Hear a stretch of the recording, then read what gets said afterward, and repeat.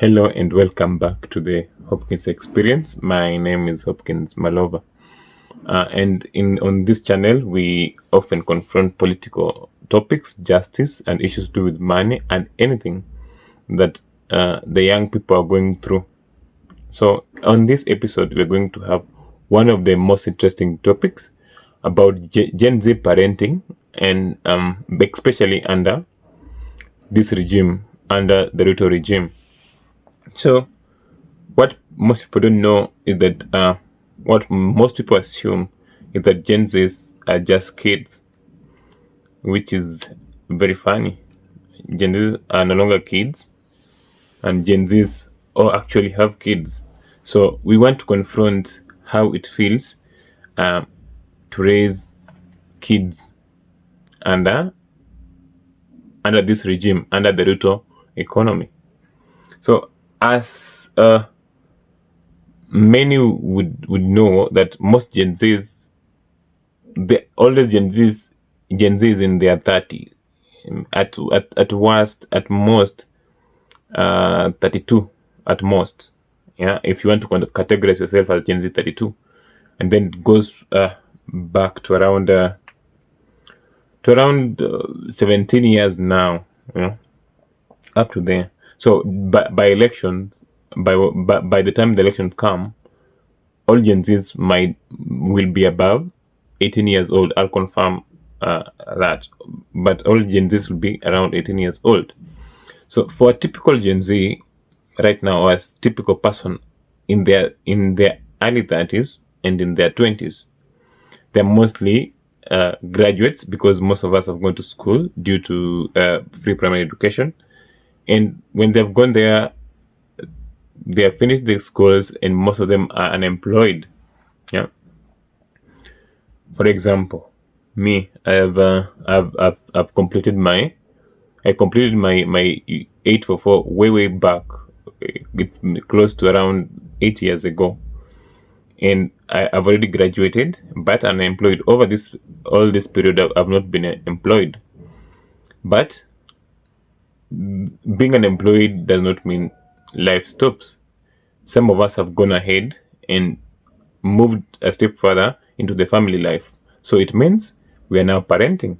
I have a wife and kids.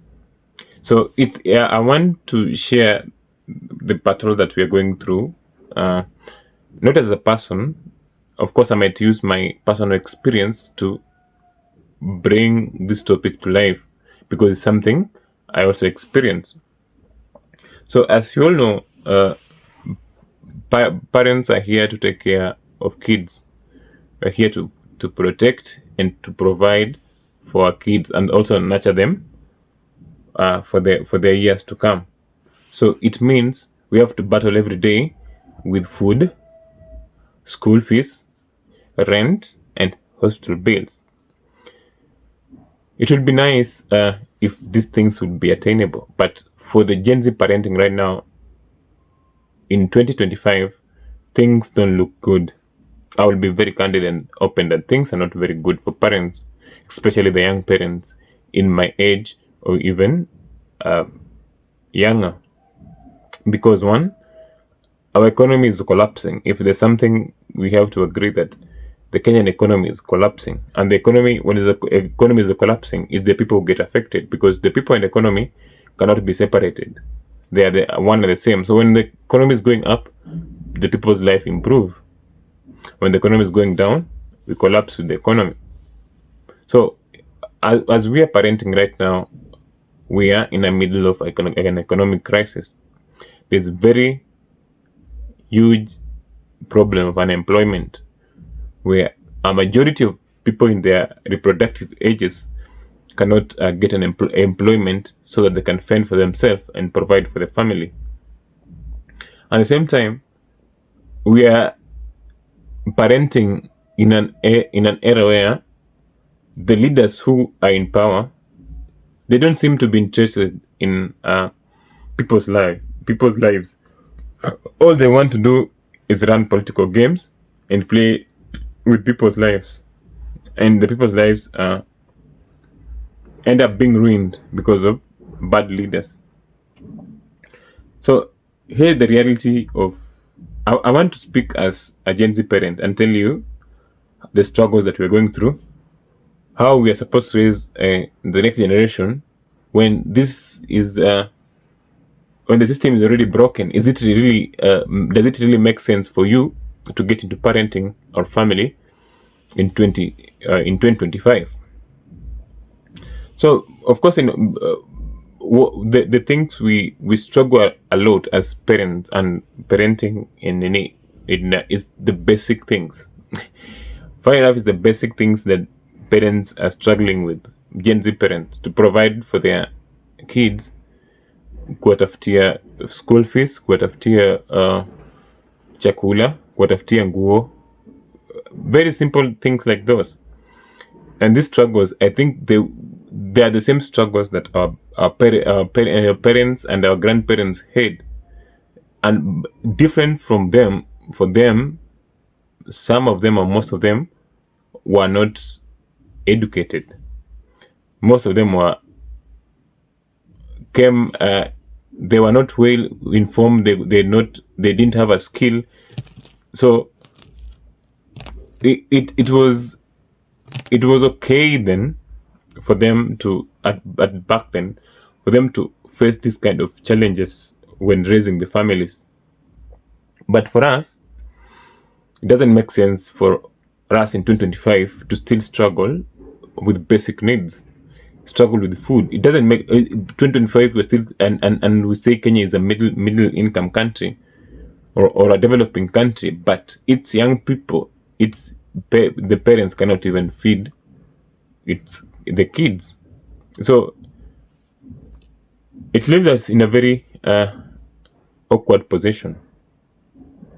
I don't want to go into the nitty gritties of how we are parenting our kids. Of course, that one we will discuss in subsequent videos.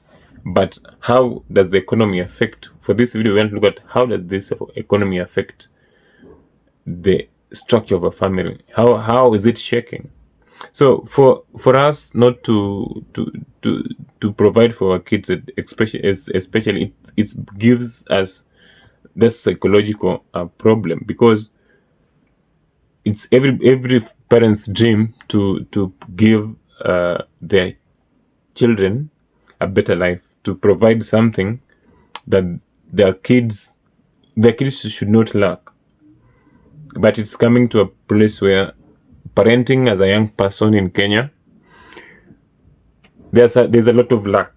Man, most of it is just survival. We are surviving with our kids, which should not be that way. It should be easier for us to keep planning for our kids, to have enough money to plan, to have to be assisted in education. Where by assistance, here I mean by assistance, having free quality primary education, primary, secondary, and university education, whereby the parents do not struggle to take their kids to school. Because when we start struggling this much, it means the quality of education we are giving to our kids is not good.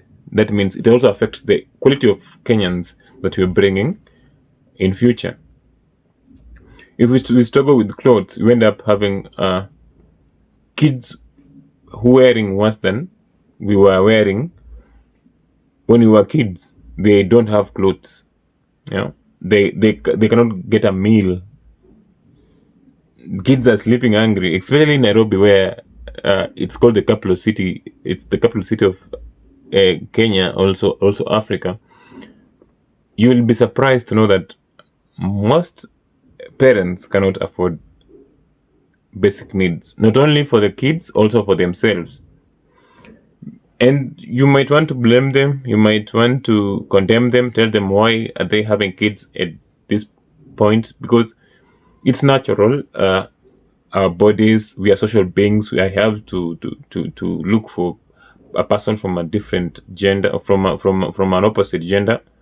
We do something, we raise a generation, and we grow all together. It's normal, it's beautiful, it's good. But the government is making it difficult for families to grow, for young families to come up. And I love the resilience that Kenyans have. No matter this, how things are going, I've met very many pregnant women out there, young ones. By young, I mean in their 20s. They are legally okay to give birth, to carry pregnancy. So I've met most of them, mostly in these low income areas, yeah, where we live. I've met most of them, and you can see from their eyes like they are worried. They are not so happy, but they're still doing it regardless. So they know what is going on. So the economic burden that parents are having mostly comes from high costs of living, whereby everything now is expensive. The cost of even feeding for a meal for a day is very high. Electricity bills are going up, fuel is going up. At the same time, we are having high rate of taxation. Yeah, the job markets, there are no jobs for this guy for the young people.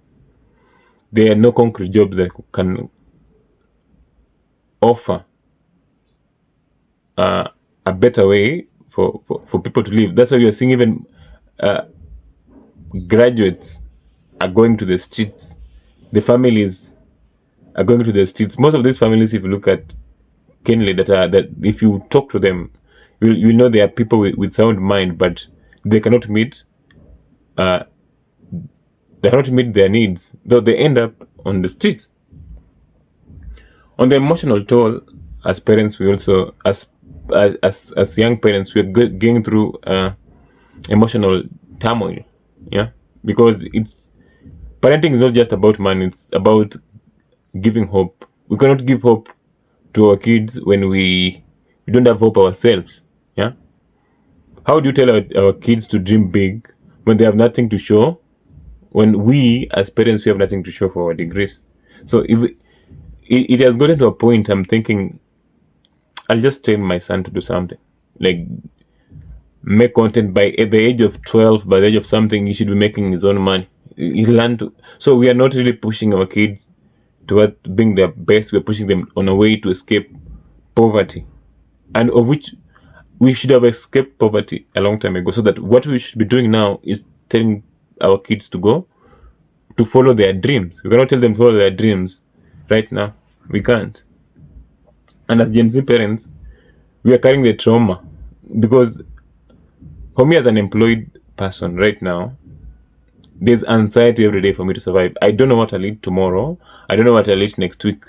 There's no planning. So every day it's anxiety over anxiety over anxiety on how we can survive. And it makes us also guilty that we cannot provide enough for our kids.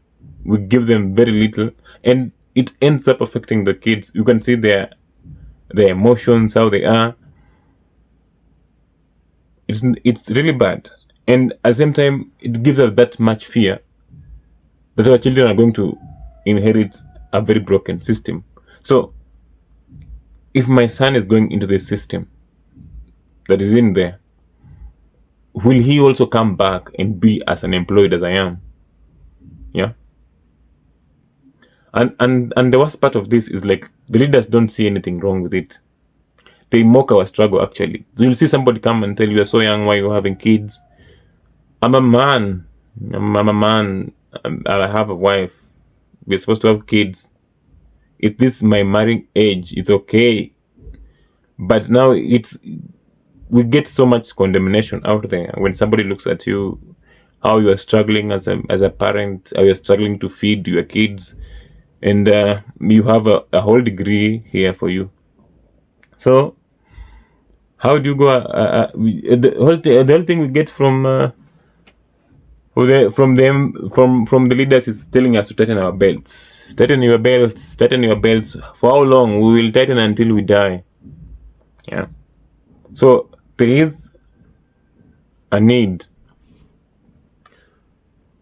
for us to see, and what we are escaping to say is that we are poor.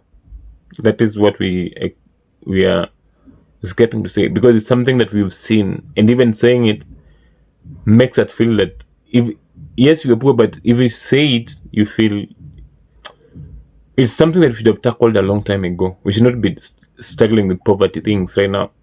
Yeah, we are not raising our kids with dignity. We cannot afford the dignity. We are raising our kids worse than we were raised. Worse than we were raised. And the bad thing about it, they can see the kids that we are raising today. They can speak English.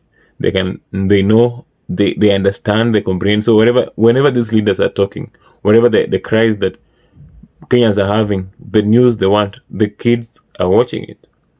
And now the kids at a very young age, they're being traumatized over this broken system. Now it means that more children are growing up in poverty right now. In 2025, we're still talking about extreme poverty. Not there's poverty, then there's something called extreme poverty. We have extreme poverty even here in Nairobi. And as we're straying, also our families are straying because the fact that we have we're getting financial, we have that we cannot attain. It means there's a strain between me and my wife. Marriages don't survive on stories, survive on money, survive on provision, survives on goals and dreams. How can we dream when we have absolutely nothing to dream for? So there's high rate of broken homes. You can see single mothers, fathers who are running away from responsibility, the financial struggles and stress that are destroying these young families. Because at this age, it's easier for one of the partners to get out of this and decide, I'm leaving the kids and go live my life, a better life. Yeah, and you cannot blame them. It just exposes the burden and the economic struggle that we are going through. It means that there is another generation that is coming up that is also going back into that circle of poverty, that circle of unemployment. Yeah, and this is brewing more anger. As you can see, there's more anger. People are so angry in Kenya right now because we cannot provide for our kids, and that's one of the worst things you can do. Wherever we are surviving with our kids, parents are surviving, the kids survive, and parents surviving. So, and this is not just about me. It's about, because I have interacted with so many parents in my space. I talk to parents and we discuss these things. There are millions of young parents across Kenya, and we are raising kids in a system that is killing our dreams. That is killing our dreams and killing the dreams of our kids. So, I believe I've painted a picture of how it means to parent under Ruto. Parenting is supposed to be about hope. It's about giving our children a better life than we had. But in the Ruto that Kenya, in the Kenya that Ruto is ruling, parenting has become our daily war of survival. You might say Gen Z parents are lazy. I will tell you no. We are not lazy. We are not careless. We're just trying every day. But how do we fight a collapsing economy? Even if you want to fight a collapsing economy, how do you fight it? Yes, I might fight it. I might win it on my own. But what about my brother? What about my friend? Yeah. How can you fight corrupt leaders? Because they're already there, and a government that just wants to take taxes and use the taxes badly. So, and if you call us lazy, we went on protest last year. We are actually moving the country to a better place right now, and forcefully. We have been forced to go on the streets. We've been forced to go engage in politics. We've been forced to make such kind of videos, which is not. We should be making happy videos, but we're making videos highlighting our struggle so that somebody who's out there can know they are not alone in this struggle. They can actually relate this struggle. So that's the purpose of sharing this video, so that if there are any young parents, Gen Z parents who are out there, then a Gen Z parent who is a Gen Z who are expecting, they should know this is what they are going to expect. And when they encounter this kind of a change, they should know that the people in the age group similarly are going through the same problem. So allow me to end this video here. My name is Hopkins. And this has been the Hopkins Experience. I'd love for you to drop your thoughts in the comments. If you are a Gen Z parent, you can drop and tell me how do you feel. And if you're not a parent yet, are you thinking about coming into this after this video? Do you think it's a good time for you to come into parenting, marriages and stuff? So let's keep the conversation alive. Let's hope and pray for Gen Z parents. Pray for us wherever you are, so that we are not doing something wrong. We're just raising a good and the next generation. We are trying to continue this Kenya that has been there. We cannot have a Kenya without people. We have to have people who we are bringing in. So I love to hear your thoughts in the comment sections, and if you like this video, give it a like and share to your friends. Thank you.